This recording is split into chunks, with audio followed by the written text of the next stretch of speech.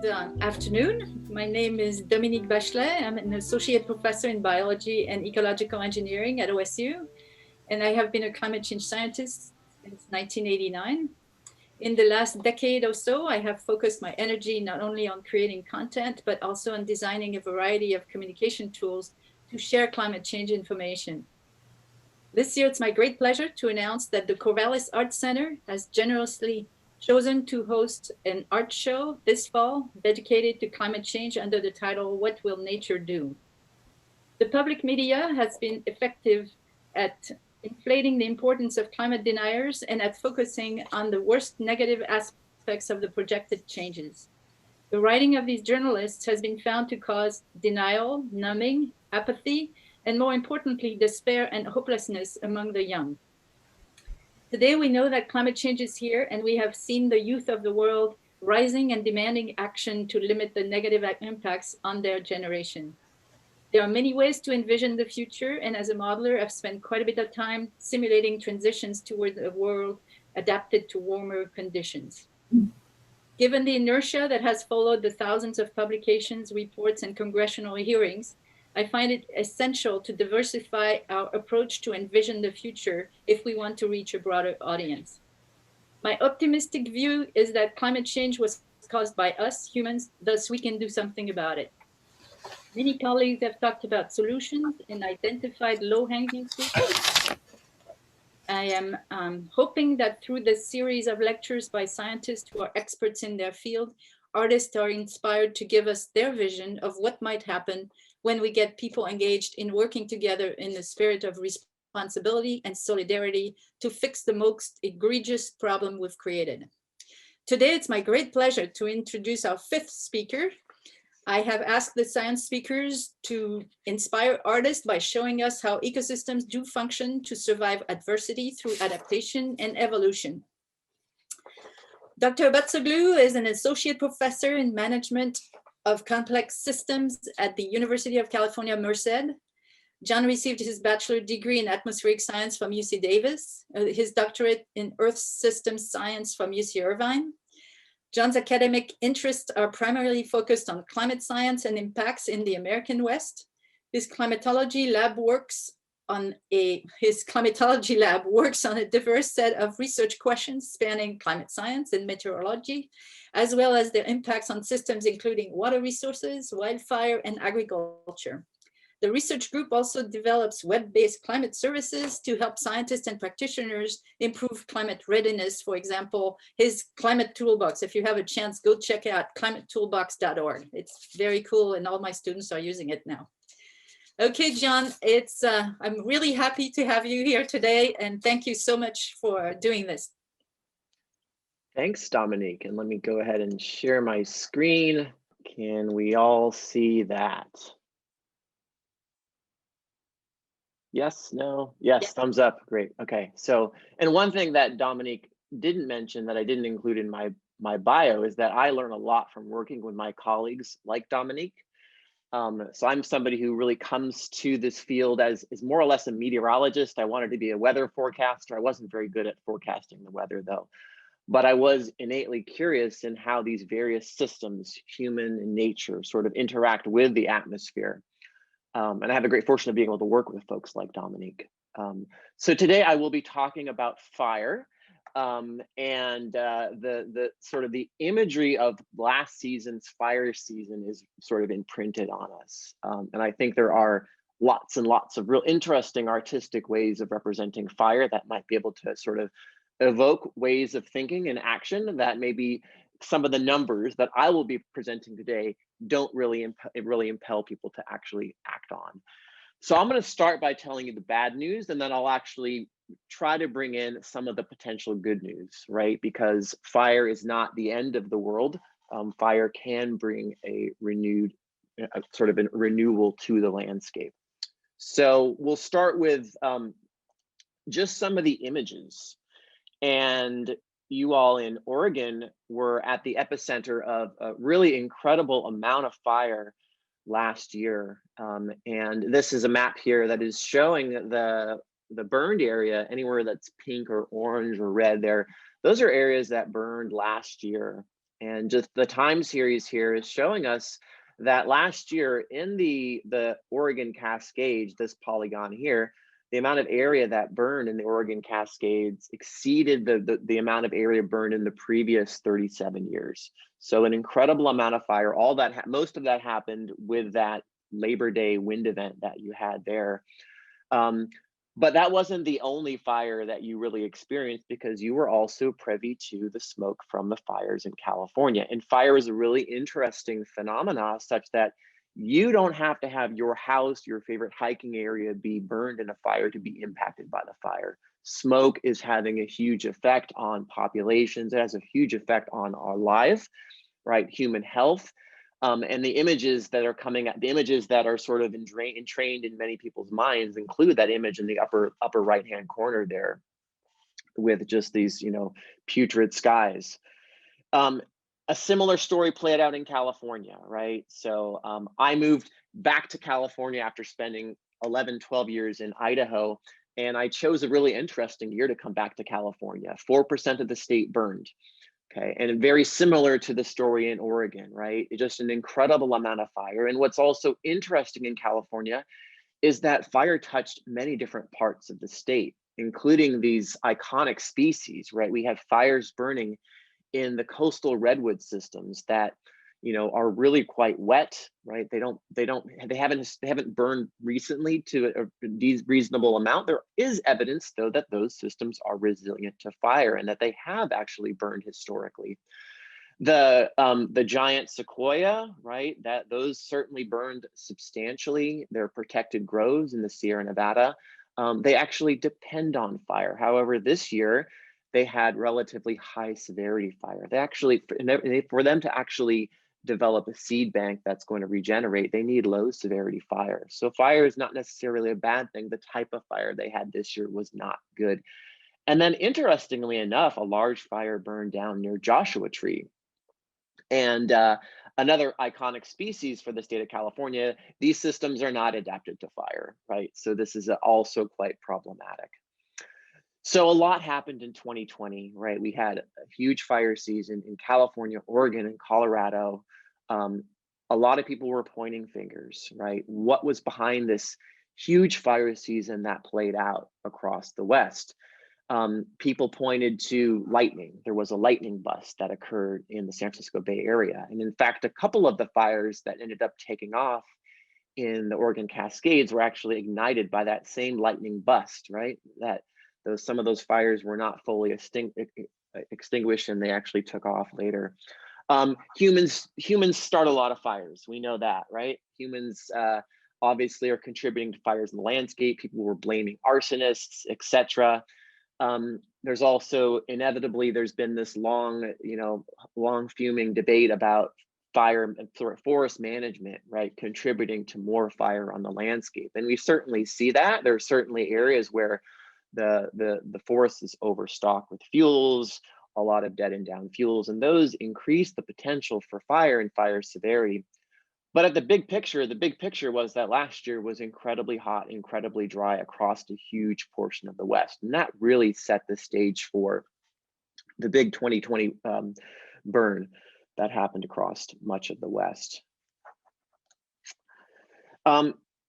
So when we're looking at sort of changes in fire activity, right, there's a lot of ways in which humans actually influence fire, right? Humans have a direct fingerprint. They stop fires, right? Fire suppression is very effective at stopping fires, and that reduces the amount of area that burns, right? We also start fires, right? A lot of very interesting and curious ways. There's some myth that most of the human-caused fires are due to arson, and that's just simply not true, right? In California in recent years, and actually some of the fires I believe that happened in Oregon this year were also caused by power line ignitions, right? So humans are obviously adding ignitions to the landscape. At the same time, we remove vegetation, right? Some of this might be seen as actually keeping that land basically fire resilient, or not fire resilient, but basically removing it from actually burning because it's now agriculture. In some cases, though, right, if you sort of remove sort of certain types of fuels and leave behind a lot of dead and down fuels, that doesn't have the same effect. And then from a climate perspective, right, we have seen these fire seasons like that played out in 2020. Many of the years actually since the year 2000 have just been warm and dry. And that is an essential ingredient for actually having a large fire season. You can have a lot of dead and down fuels. You can have a lot of potential ignitions. If your landscape is not dry, fires are going to be hard to come by. So the big picture here, right? These are just some numbers, right? Big picture is that we have seen ebbs and flows in fire activity across the Western United States. Prior to European colonization, the estimates were that the amount of area that burned was quite high, much higher than we see today, right? A lot of that fire was actually set by indigenous, right, to get properties out of the land. Things have changed, right? We live in a very different landscape today. After the 1910 fires that burned in Idaho and Montana, a lot of policies were basically put in place to put fires out when possible. And that led to this era, the Smoky Bay era, the era of fire suppression that we're still in today. And so when you look at this time series, right, you had a lot of area that was burning in the 20s and 30s, very little in the middle portion of the 20th century, and then this pretty impressive rise since 1980 or so, right? And lots of potential reasons as to why, right? There's certainly fire suppression, and that's going to lead to less burned area, but it's also going to lead to more fuels in the landscape, and that's one of the ingredients you need for fire. We've also seen more people living in these landscapes, right? That may add some ignitions. At the same time as you add people to the landscape, you usually improve your fire suppression abilities as well. But clearly we have entered an era where the climate is much warmer and much drier during the fire season, and that's providing a lot more opportunities for fire to take hold on that landscape. And I should say these do vary between forest and non-forested areas. Right. And so like I like to think about the ingredients for fire being very similar to the ingredients that you might need for creating campfire, right? You need fuel, you need that fuel to be dry enough, you need an ignition source. If there's wind, watch out, don't start a campfire. Bringing all those ingredients together, right? That's how you create a significant fire event. If you remove some of those ingredients, right? If you try to ignite wet fuel, it's not going to work so well.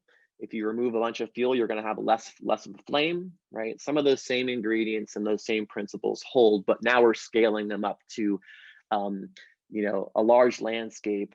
I work on Western U.S. fire, and I know Dominique's worked a little bit on some global fire as well. So some of these same principles can hold. And another way to sort of visualize this is to think about this interesting combination where we have climate, right? Climate up on top here, and the ways in which it can influence fire activity. And so the way that we often think about, fire seasons, the sort of high fire danger is that the fuels are really, really dry. And that's usually, hey, there's been a lack of precipitation. It's been unusually warm and dry. That's dried the fuels out so that they're now receptive. They're not able to carry fire. But climate also can also influence the vegetation that can exist on the landscape. It plays a substantial role in determining whether you have a conifer landscape, whether you have grasslands. You see that across Oregon very, very dramatically. And then on a year-to-year basis, right, we know that if it's a very wet year and you're in a system where you've got a lot of semi-arid lands, grassland environments, a wet year will actually increase the amount of fine fuels in the landscape. And that can actually set you up for a substantial fire season about a year later. So that's a pretty dynamic system, right? And also you can see that in this system, if we remove fuels or we sort of reduce the amount of fuels, that's going to reduce the amount of fire as well. Okay, so that system works without humans, in the absence of humans, but as humans come in, they start to modify things, right? We have fire suppression, we have land management, we have ignitions, we have things like invasive grasses that can take hold, especially post-fire or through disturbance. And we also have climate change, right? So all of these things are playing out simultaneously, albeit in different sort of distributions across the Western landscape today. Okay, and again, these do vary, right? What matters in a forested landscape in terms of a big year for fire there? A big year for fire there is a really warm and dry fire season, right? Those fuels are usually fairly wet.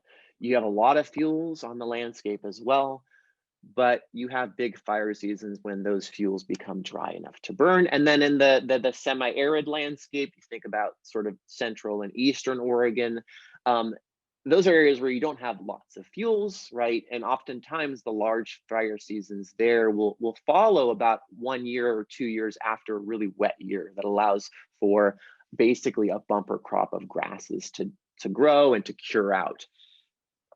So the idea behind climate change is that it actually probably has much stronger influences in these forested landscapes, which unfortunately are responsible for a lot of the sort of smoke emissions, right? And they're also co-located. People often like to live near these forested landscapes. There's been more human encroachment in these landscapes as well.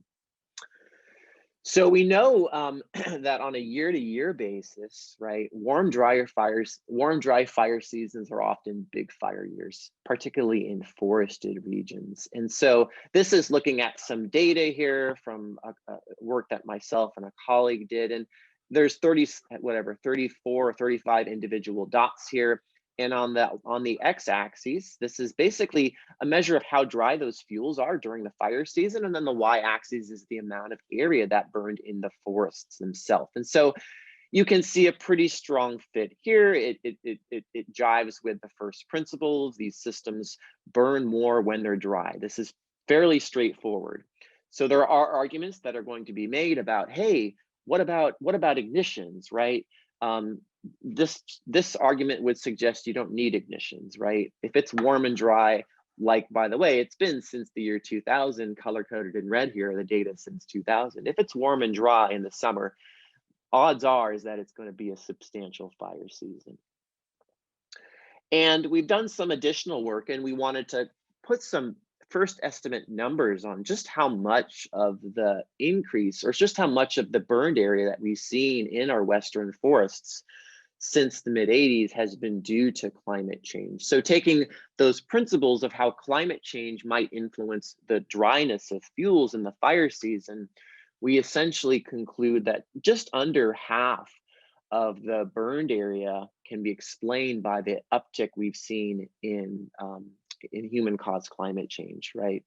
The large fire years, for example, 1988, 2012, those still would have been big fire years in the absence of human-caused climate change. We're not actually saying that this fire was caused by climate change, this fire wasn't. We're saying that this is adding to the burden of this landscape. And by the way, this burden is not necessarily a bad thing, even though we see the images of fire that come out of the media are often always bad, right? Because we're dealing with the direct, immediate human impacts. So before I sort of switch over to the optimism side, I wanted to just highlight some key points here about what we know about climate change and fire in the Western US, and particularly in forested environments, right? So with a warming and drying climate, right, we expect to see at least drying in the summertime due to warming and recession of snowpack, longer fire seasons. We're basically having larger windows where fires are able to burn. That works where fuels remain available, where there's enough biomass on the landscape. There's also evidence to suggest that the warming and drying has increased the rates of fire spread, the challenges in our ability to contain fire. This is putting additional burden on fire suppression. They do their best job to manage fire that's occurring. But when you have so many fires across the landscape at once that are high priority, it becomes challenging, right? And that even adds to some of the burden we see. But climate change is not acting alone, right? We have a people problem. People have introduced a number of things onto the landscape, right? We have invasive grasses. We've also excluded fire in the past. That's increased the amount of biomass on the landscape, and that's actually accelerating the changes we're seeing that are playing out right now. And one of the optimisms is that bullet point right here, right? This suggests that humans potentially can modify how things may look over the next, say, 30 years, next 50 years in terms of fire activity, right? And that ties us a little bit to how we might be able to manage these landscapes to avoid some of the negative attributes of fire, but also maybe, benefit from some of the positive attributes of fire. And that may sound bizarre, but it turns out that there are positive attributes of fire. And I think that's what I have here next. So the negative attributes of fire, right? These are the images that you see play out in terms of smoke, in terms of forests that have been nuked, that may not recover, by the way, in a post-fire landscape. Some of these large fires that we're seeing, we may see them not come back as forests, they may come back as shrublands, but they will come back, right? There will be regeneration on this landscape. At the same time, we are seeing areas that have burned, even as recently as this year. And my wife is a real ecologist. I just play one sometimes, but she's actually been out to, we have a fire that burned, actually the largest single fire in California, the Creek Fire that burned just east of Fresno. And she was out to that land, and there's signs of regeneration of black oak there. This was after maybe an inch of rain. So these systems do respond to fire. They're adapted to fire for the most part, right? They will come back. They're already coming back, right? We see this play out in the redwoods. So the redwoods that burned in California this year, there was a lot of concern. Are we going to lose the redwoods? And in fact, they are very resilient. They come back, they sprout quickly after fire. So while there may be some losses in these landscapes, these iconic species will persist. They're adapted to fire. They've seen a lot of fire in the past. Okay, and if you look at the giant sequoia as well, and also there's evidence of trees like this in the Northwest. You see these, cat faces. So this is evidence that these trees are resilient. They can survive fire. And I think one of the things that I often talk to the media about, is that they think of fire as basically coming in and completely denuding a landscape. Nothing is left. It's a moonscape. And in reality, it's something very, very different. There can be cases, right, where you see transformational change in a landscape. But in many cases, fire can come through and actually have positive change. I think I've got one example here. And the sorts of fire where it comes down to not all fire is created equal, right? So what often makes the news, the images that we see are high intensity fire, right? Flame lengths that are, 20, 30 feet high, that are getting up into the crowns of the trees, that can kill the tree, right? That will change that landscape, that also end up having impacts on post-fire erosion, right? And water quality issues. And this is an example of a low severity fire that's creeping along the ground. And these have happened, and this is more of the fire that used to happen across the West, right? Where we didn't have fire suppression, right? And fires happen when we had sort of, not the driest and the hottest conditions, but more moderate conditions, right? The fire would spread like this. It would go through, it would basically remove, some of the dead and downed fuel. You'd create more open spaces. You'd also limit some competition for water amongst the trees. At least in California, there's been a lack of fire, and that's led to some overcrowding, and that has some secondary impacts for trees competing for a finite amount of water. So that actually accelerates the drought stress and mortality that we've seen in these landscapes here. So this is the example of the sorts of fire that actually are good. And this is the example of the sorts of fire that if we apply today, right, either using information on allowing fire to actually happen on the landscape naturally, not suppressing it, which is a challenging thing to do, especially after years like we just went through, or using prescribed fire or cultural burning practices that are happening at times of the year where we don't have the epic fire danger. We don't have the 70-mile-an-hour winds that are coming down the Cascades towards Corvallis. That would not be a time to use this, but a time to use this would be in the spring or in the fall. They've actually been doing prescribed fires like this in California in January and February because there's been no rain. So this is an opportunity now to actually use fire to fight fire. And so I think I've got 2 slides left, and just these are some solutions that they're not my solutions. I'm a climatologist, but I've been working with folks like Dominique and others that are sort of more informed on how we might go about to basically bend the curve, right? Bend the curve on this escalating fire activity.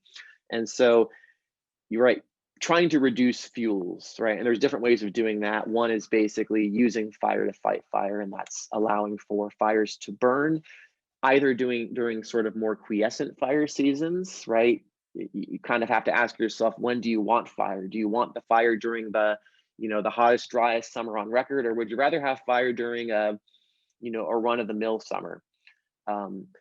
We obviously, as we're seeing more development in the wild and urban interface, the choices there are interesting. There's been some that have advocated for like managed retreat. Let's get out of those landscapes.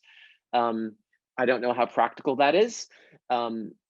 There are ways though to live in those landscapes, and so there are efforts to try to thin near the wild and urban interface. It is not practical to thin in the middle of nowhere economically, so that's something that I think is probably not going to happen. And then this last piece here is, again, to try to support prescribed fire, to try to support cultural burning practices that used to be occurring on these landscapes. They work in certain ecosystems, they don't work in other ecosystems. In areas like California, probably to some degree in the Willamette Valley, there are also air quality concerns, right? Where if you do have prescribed fire, that is going to emit some smoke, right? And so the question again comes down to, how do you want your smoke? Do you want 2020 all over again, or do you want a little bit of smoke, right? That can probably be managed, but it's something to be cognizant of. And then the sort of from the human side, right? There are ways, again, to live in these landscapes. I think we need to realize that fire is going to happen. Over at least the latter half of the 20th century, we had a very low amount of fire relative to long-term normals. And what we've seen play out recently is quite shocking, right, relative to the last 50, 60 years, but it is not surprising, especially given the deficit of fire we've had and the increase in fuel dryness during these fire seasons. So let's accept that fire is going to happen. Let's plan for it. Let's think about ways to develop homes in these environments that are going to be resilient to fire. That costs money, right? But there are ways of doing this. There are also ways that we can learn from other hazards like flood hazards. How can we adapt some of those practices now to fire? And unfortunately, smoke is going to be a reality. Hopefully we will not have seasons like 2020 frequently. But it's highly unlikely that we are going to see a lack of large fire seasons in the next couple decades. So we need to think about how we want to manage fire and how we want to manage smoke. And my argument, at least, is that we can limit sort of the negative fire impacts by actually having more control on what burns. And that is using prescribed fire, using cultural burning, letting fires burn during these cooler and wetter summers. And that may actually benefit both society and the ecosystems that we all enjoy. So with that, I think I'm at a close, and I'm happy to take questions that people have about this, fire, climate, anything people have. Thank you, John. That was great. So I'm going to start with the first question while people start putting questions in the chat room. Mm-hmm. How important do you feel it is for lay people to know about your research on fire?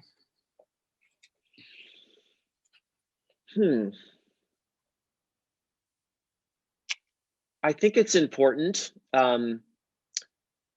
especially because there's a lot of misinformation about fire and climate, right? We've seen a lot of that play out over the last 4+ years. And it's been perpetuated a bit. There's some challenges in terms of communicating information about fire activity. You'll see that some people say, hey, there used to be a lot of fire in the landscape. This is normal, it's okay. At the same time, we are seeing pretty impressive impacts. There's some estimates, at least this year, that we've seen about 1,000 early mortality events due to fire because of the smoke. So I get a lot of calls from the media to talk about climate and fire. It's obviously something that people like to talk about.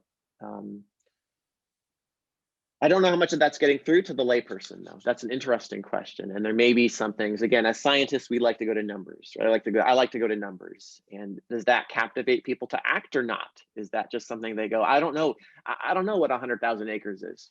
That doesn't compute to me. It doesn't mean anything to me. And how do you think artists might help with communicating the right message? Yeah. Well, I think, I think there's been research that suggests that there's an emotional part of individuals that may allow them to actually perceive something in a very different way. Again, as scientists, by throwing numbers at people, the world's going to warm by 2 degrees Celsius. People go like, well, I don't care. What's that? That's the difference between yesterday and today. Being able to paint some sort of paint some picture of the imagery of that may actually really get a different may help convince a different audience that may not be receptive to numbers in terms of acting or thinking that this is important or not. There's probably some really interesting angles with fire too. Yeah. So Kevin wants you to answer this question. How do Doug fir habitats respond to wildfire as compared with sequoia, old growth versus new?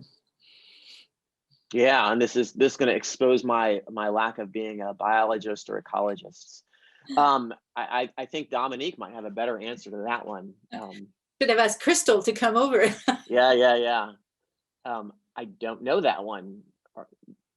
You want to take that one, Dominique? Yeah. Well, I mean, sequoia are dying because there hasn't been any fire there.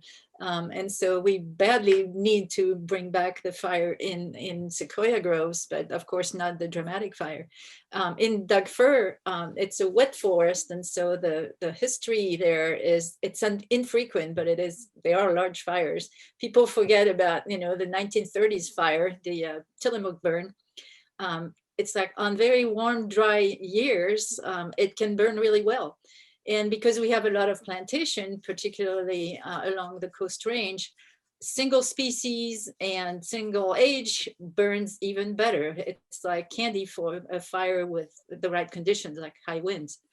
However, if you're in an old growth forest, because it's a quote natural forest, you have a lot of heterogeneity in species and aged. So you have a structure that actually makes the fire work in order to proceed to spread. Now, thinning can be a problem in those old growth forests because you open the canopy and then the warm, dry air will actually be able to dry the fine fuel and increase the fire risk. So you have to be very careful. When people talk about thinning, it's like it works really well where the fuel used to be limited, and with fire suppression, fuel has been increasing. In our coastal wet forest, the fuel has never been a problem. We've always had plenty of fuel. And so, but it's the management. The more plantation, single age, single species will be a problem. If you open natural heterogeneous forests, you will bring warm, dry air where it shouldn't be. So that's my answer, quick answer. Next question. Is there a point where recently burned areas start to limit the scale of new fires, or the scale of burnable areas simply too big? No, that's a good question. So we know that fire is self-limiting, right? Such that when fire encounters a recently burned footprint of a fire, it will begin to slow down or run out of fuel to some degree. That has an effect. It plays out every year. We saw that play out this year in a few fires. That effect isn't indefinite. And it does depend on exactly the trajectory of that landscape post-fire. Is it going to come back as a forest? Is it going to come back as some different type of fuel? It may come back also as grasses that'll also burn real quickly, right? And that'll actually limit the recovery time for when the next fire can come through. In general, though, at least through the literature, this may be on the order of about a 20 to 30-year effect, right? So that effect, though, is important. And at some point, if we do get lots and lots of fire, which isn't a good thing, right? You do have some self-limiting effect. So that isn't the sort of way of bending the curve that I'd like to see, but it is an important thing to think about.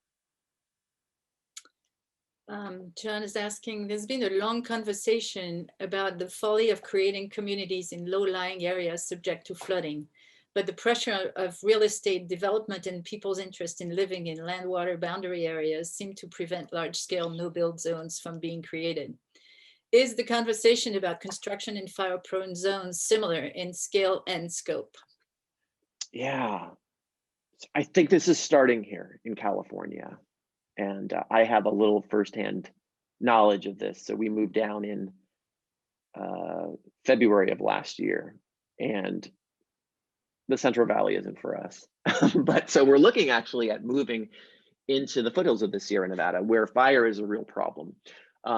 It turns out though that insurance companies are dropping coverage almost everywhere in these fire-prone environments.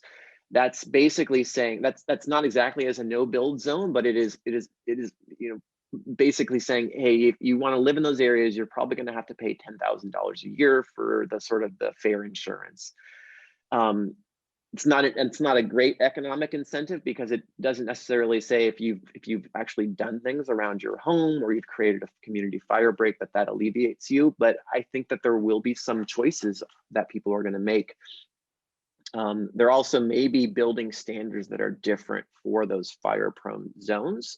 Those may be important things. I don't know to what degree they're being enacted. I know at least in California that homes built after 2007 have a different set of fire code as those previously. Whether or not there become different codes for places that are deemed to be in areas of high fire risk or not, I don't know if that's happening yet.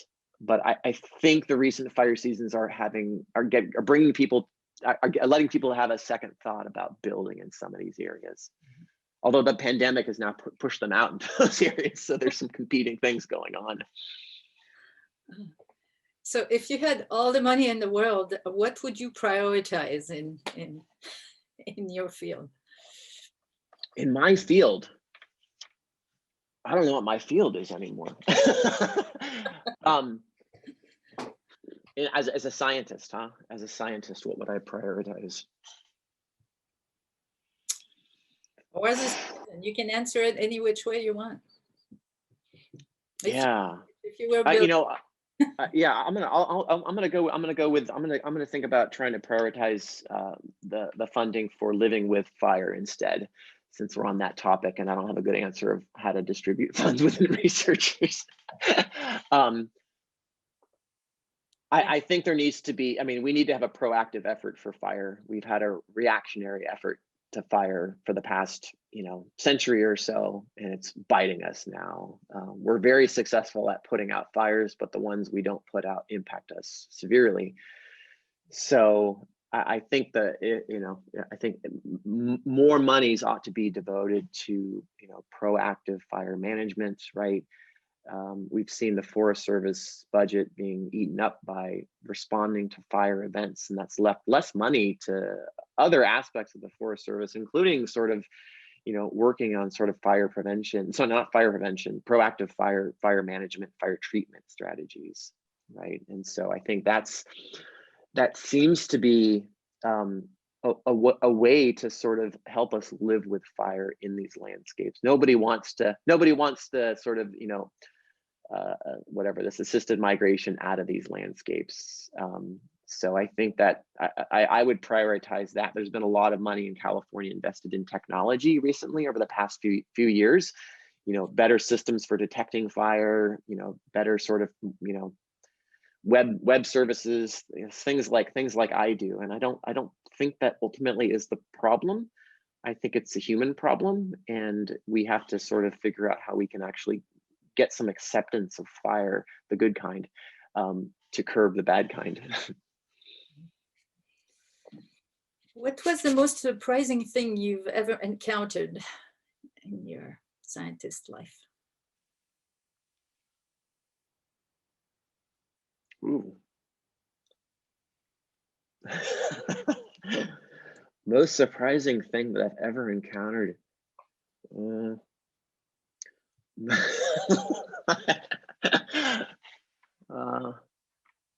I love to be able to stump the speakers. That's a total stump the speakers.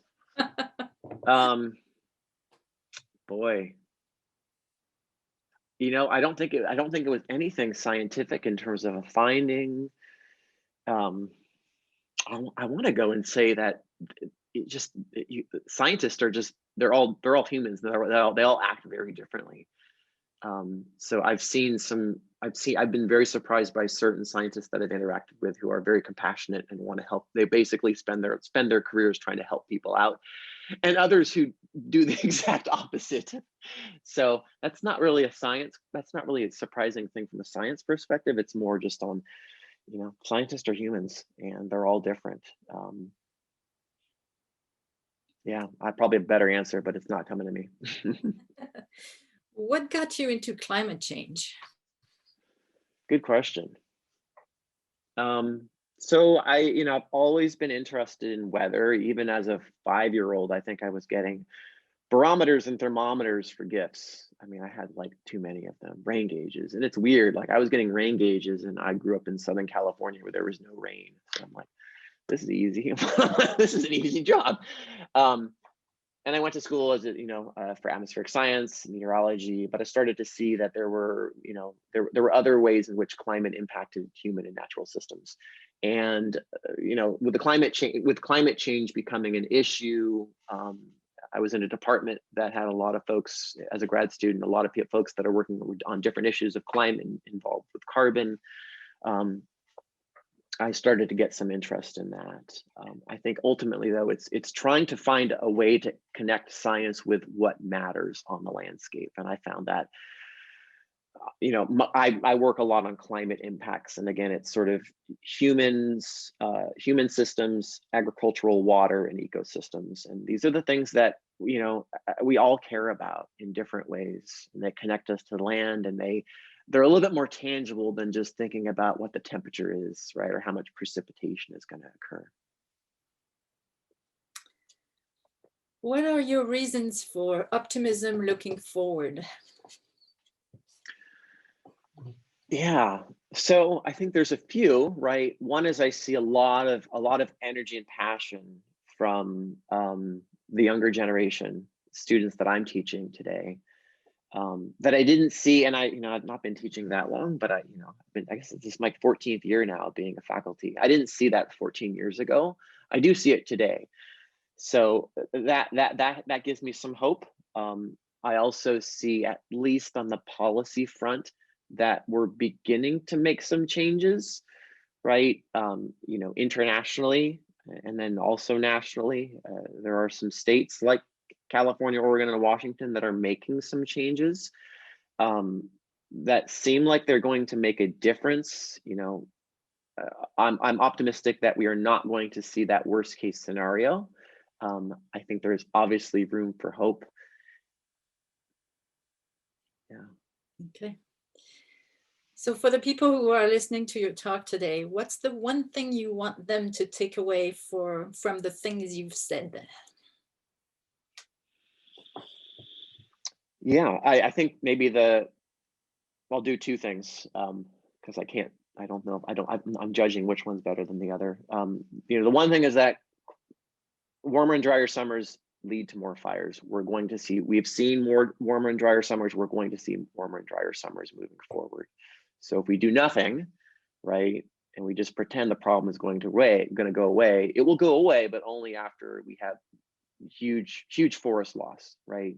We have a huge amount of fire. We have 2020 happening, every 5 years or something like that.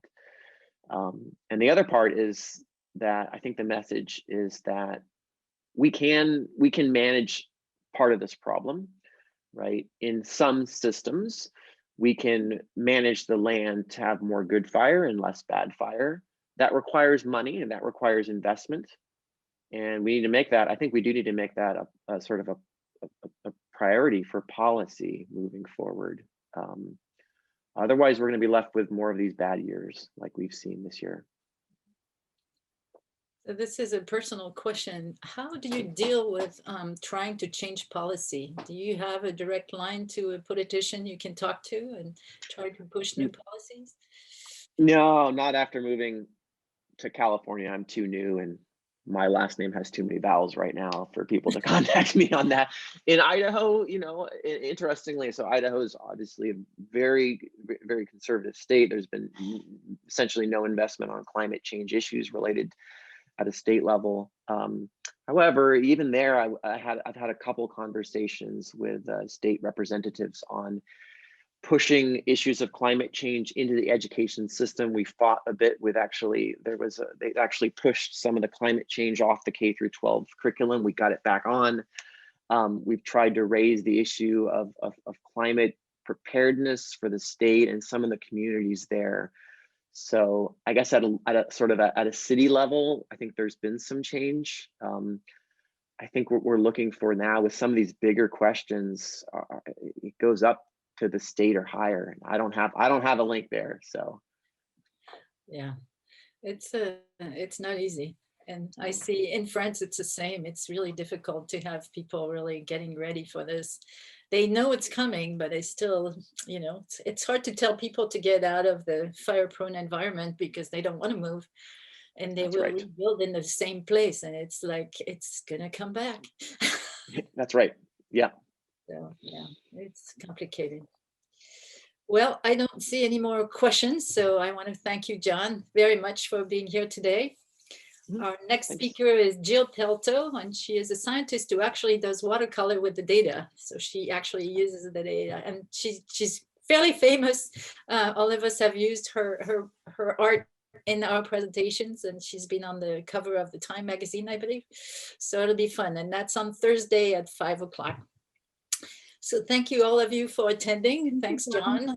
And yeah, I wish I had asked Crystal to join you. That would have been fun to have the two of you there.